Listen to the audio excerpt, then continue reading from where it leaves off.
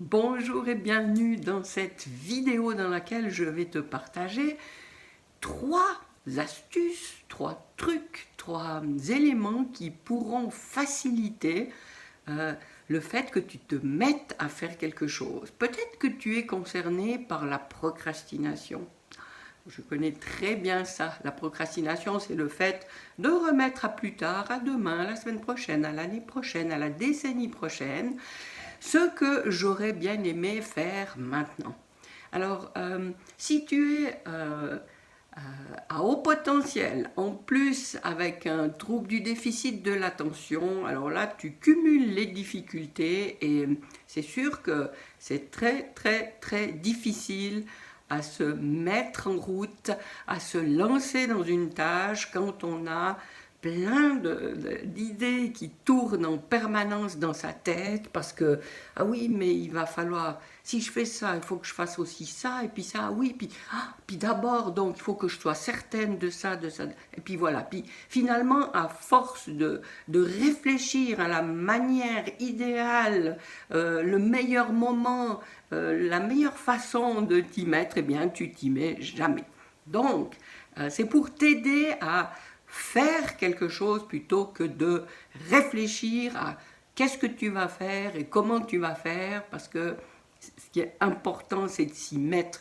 Ce que j'ai écrit puis qui a déclenché en moi l'envie de faire cette vidéo, c'est si minuscule soit l'action que tu fais, elle est démesurément énorme par rapport à celle que tu ne fais pas. Mais c'est tellement évident. Oui, l'essentiel, c'est pas d'être perfectionniste et puis de trouver la meilleure manière, la meilleure façon de faire quelque chose, mais c'est juste de commencer. Alors les trois astuces, les 3 choses qu'il faut garder en tête, et puis en tout cas qui, moi, me facilitent énormément les choses, c'est de garder toujours à l'esprit pourquoi je fais ça, dans quel but.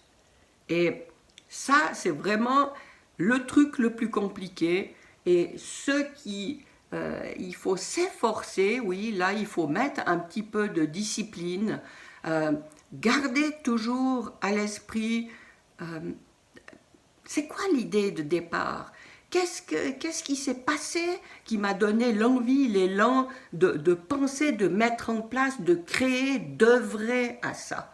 Parce que c'est ça, il s'agit de l'œuvre pour laquelle tu te mobilises. C'était quoi au départ l'idée? Alors, si c'est par exemple une frustration, peu importe ton âge, tu te dis, ah bah tiens, tu fais le constat que bah ouais, dans ma vie, j'ai fait ça, et puis j'avais pourtant prévu quand j'étais plus jeune que je ferais ça de ma vie, je ferais ça dans ma vie. Et puis tu te rends compte que, ben voilà, t'as pas fait ça comme tu le pensais, ou tu as pas fait ça du tout. Donc, tu as négligé, tu as abandonné quelque chose qui pourtant te tenait à cœur, et encore, pourquoi pas. Ou alors il y a quelque chose que tu constates tous les jours que t'en as marre et ça va plus et tu veux changer ça. Donc, peu importe si c'est l'idée de départ qui remonte à très longtemps, qui est une chose hyper importante, ou que ce soit un détail de ta vie, mais qui t'agace et puis qui t'énerve, et puis que tu te dis, mais mince, j'en ai marre de ça, eh bien, garde toujours ça en tête. Oui, c'est vrai, c'est ça l'idée. C'est ça mon but. C'est là-dessus que je veux agir. C'est ça que je veux créer, modifier, transformer, peu importe. Et tant que tu garderas ça en tête, eh bien, ce sera beaucoup plus facile pour toi de te mettre à faire les choses. Par contre, chaque fois que tu te mets à faire quelque chose, hein, parce que je parlais de procrastination, il existe aussi décidément, la procrastination très active qui consiste non pas à rester à ne rien faire, mais à faire des choses certainement très intéressantes, qui ont un sens, mais qui vont pas t'aider à t'approcher de l'idée qui est la tienne de appelons ça, on peut appeler ça la vision, le pourquoi tu t'es décidé à faire ce que tu voulais faire. Donc, garde en tête pourquoi tu veux ce que tu veux. Et ensuite, quand tu te mets à faire quelque chose, est-ce que c'est quelque chose qui me permet de me rapprocher de ça? Et si ce n'est pas le cas, aussi intéressant que ça puisse être, et aussi utile aussi que ça puisse être, eh bien, laisse de côté, parce que ça ne sert pas ce que tu t'es fixé comme envie, comme destination pour créer une œuvre qui te tient vraiment à cœur. Donc ça, c'est la première chose. Comprends, garde à l'esprit ce que tu veux atteindre, ce vers quoi tu veux te diriger, et après, aie conscience, est-ce que c'est un pas qui me permet de me rapprocher de ça ou pas? La deuxième chose, le deuxième élément qui est moins compliqué à intégrer, mais qui est en tout cas autant efficace, si ce n'est plus, c'est faire en sorte que quand c'est le moment de t'y mettre, eh bien, il n'y a pas d'obstacle. Tout est prévu, tout est préparé.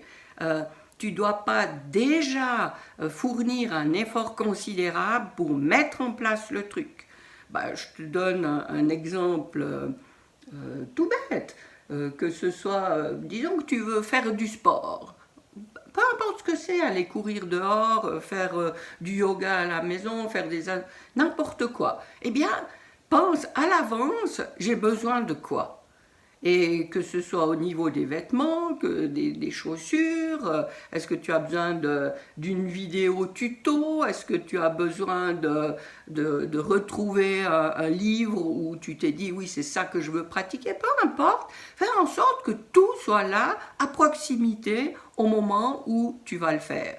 Et si c'est cet après-midi ou demain matin que tu as décidé de faire ça, ou là tout de suite, et bien là tout de suite ça va être embêtant parce que tu n'auras peut-être pas prévu ça. Par contre, maintenant tu sais, aujourd'hui, mince, je vais déjà perdre une partie de mon énergie à mettre en place tout le matériel nécessaire pour m'y mettre. Par contre, la prochaine fois, je sais ce dont j'ai besoin et tout sera prêt.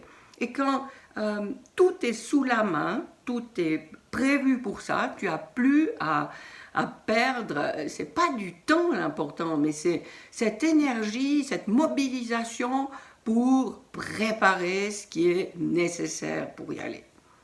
Et là, tu peux, top, quand tu as décidé, tu te mets déjà dans cette idée que, demain matin, je me consacre à quoi? Je vais faire cette tâche, est-ce que j'ai tout ce qui est nécessaire pour la faire?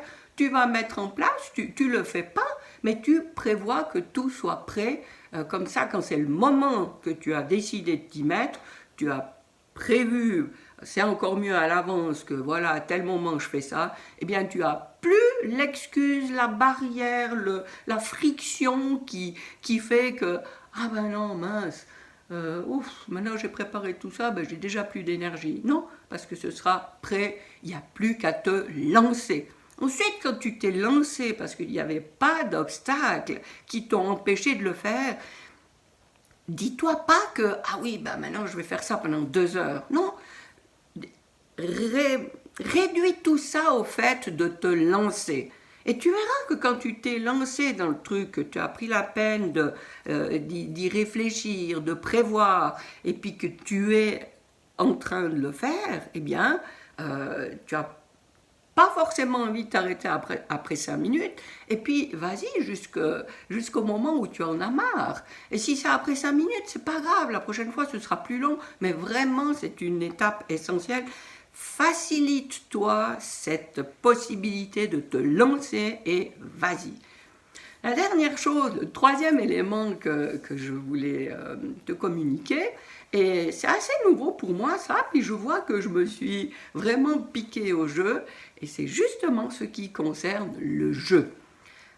J'étais très réticente à cette idée parce que maintenant, de plus en plus, on met en avant le fait que les choses doivent être ludiques, hein, ça s'appelle la gamification, même dans différentes formations, on ajoute des éléments comme ça, proches, qui rappellent les jeux vidéo ou je ne sais pas quoi. Je pratique absolument pas les jeux vidéo, donc ça ne me parlait pas. Par contre, je vois qu'on peut quand même ajouter une dimension ludique à ce qu'on a envie de mettre en place. Et je te donne deux exemples très concrets. C'est que je sais, tu sais que pour notre bien-être physique et mental, il est recommandé de bouger. Hein. Je pense qu'il n'y a plus personne qui va nier ce fait. Donc, je le sais, je me dis, j'ai la chance d'être assez en forme pour pouvoir le faire, donc je me bouge, je me mets en mouvement, alors que ce serait tellement plus simple de rester à la maison. Je passe beaucoup de temps devant mon ordinateur pour mon activité, donc voilà, je sais et j'ai choisi de me mettre en mouvement. Et comment mesurer ça? Alors la première chose à laquelle je me suis fait prendre, c'est avoir, vu que j'ai un podomètre sur mon téléphone, eh bien j'ai toujours mon téléphone sur moi qui mesure mes pas. Et puis c'est comme un petit challenge vis-à-vis de moi-même. Au début c'était vraiment, je voulais atteindre 5000 pas par jour, et puis il fallait pas me parler d'aller au-delà. Oh, j'arrive à 5000, ça y est, j'ai fait mon truc, c'est bon. Alors que petit à petit, ça a passé à 6000. Et là, maintenant, quand j'ai des journées où j'arrive à 10 000, ben, je suis hyper contente. Et je me dis, yes, c'est top.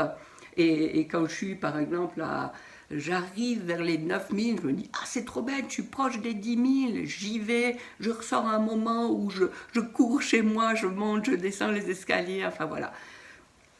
Ajouter cette dimension ludique à ce qu'on fait. Alors tu me diras, mais oui, mais quel rapport avec une tâche qui consiste plus à travailler? Eh bien, là aussi, je me suis rendu compte que c'était important pour moi, avec le TDAH, je pars très facilement, je me mets sur mon ordinateur pour travailler sur un projet, et puis paf, paf, paf, je me dis, ah oui, parce que là, il faut que je fignole ça, j'avais pas terminé, et je pars ailleurs, et tout, et tout. Et là, j'ai trouvé aussi un outil, c'est une extension que je mets sur mon navigateur, pardon, et je dis, voilà, maintenant je commence à travailler et j'indique sur quoi je travaille.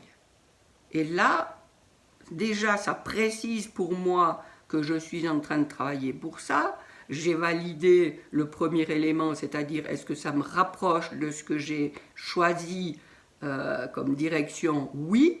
Donc, j'indique le nom et je reste sur ce thème, sur ce projet, je ne dévie pas.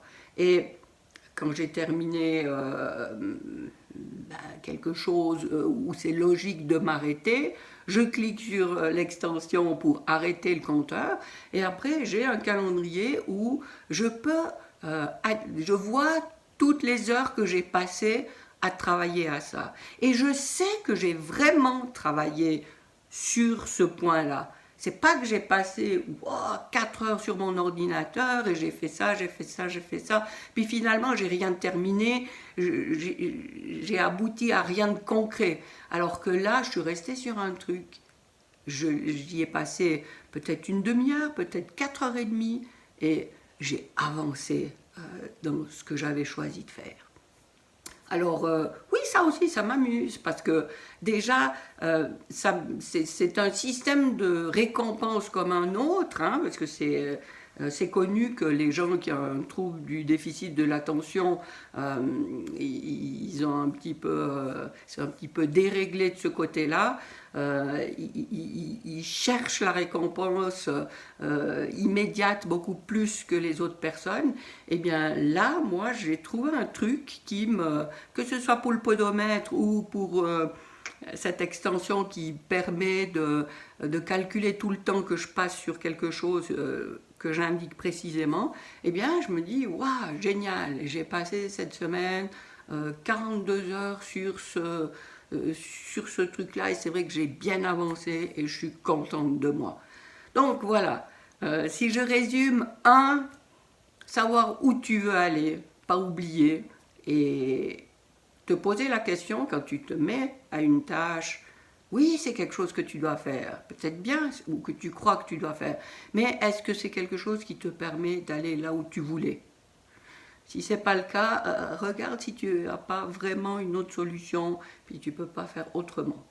Deuxième chose, facilite-toi l'accès à la mise en route, parce que c'est ça qui est important, c'est de te mettre en route.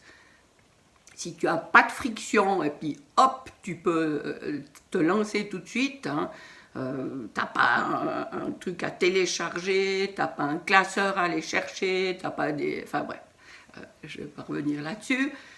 Prépare le terrain quand c'est le moment, tu peux y aller sans aucun obstacle. Le chemin est assez compliqué comme ça, sans avoir à mettre des barrières au départ. Et troisième chose, si tu peux, trouve un truc pour ajouter quelque chose de ludique là-dedans.